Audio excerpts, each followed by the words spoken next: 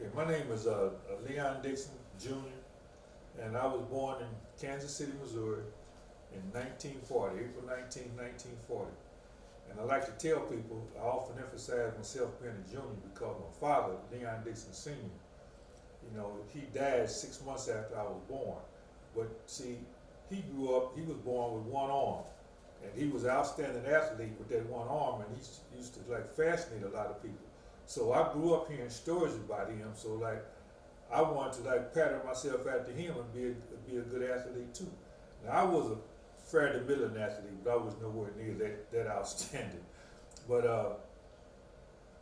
but like I say, I was born in 1940. Those were during the segregation years, and schools in Kansas City was segregated all the way up through my freshman year in high school. And I often point out that my freshman year in high school was the last segregated freshman year. And so, like, the school district said you had to go to the school in whose boundaries you lived in.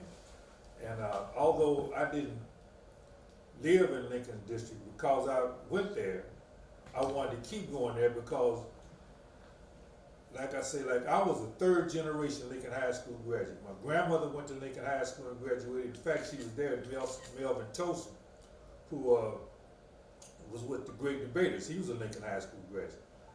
My parents were there with Charlie Parker, who was also a Lincoln High School graduate. So I wanted to be a part of that legacy and stay with that legacy. So I chose to stay at Lincoln High School, and I often tell people that's the best decision I ever made in my life. Now, why is that? See, when I was going to Lincoln High School, like it was an all-black school, and the teachers there, we were like a village then. We all knew each other. And so, like, when I go to the school, they knew my mother, father, uncles, and aunties, and all them. Like I tell people jokingly, if they said I did it, I did it. I didn't ever say so in it. But however, in hindsight, I realized some of them took a special interest in me. In my senior year, one of my teachers told me, pulled me aside, and said, "Dixon, you a boy that deserves a break. I'm gonna try to help you get a scholarship to college." And so that's how I ended up getting a scholarship to Texas Southern University. And I went there on a football scholarship, and I tried to switch to basketball and ended up getting injured.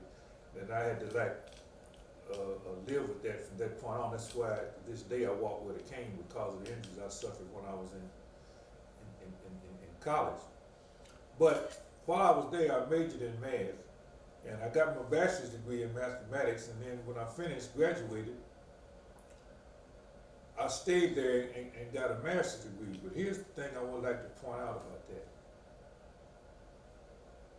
Texas Southern, being a historical black college, they had classes set up to support people or to work with young people who didn't have the background to go to college. They had what they call remedial classes. If you look at your history, it's the black colleges that set up those remedial classes like that, because they had a lot of people coming there from small rural towns who didn't have the background and weren't prepared like to go to college.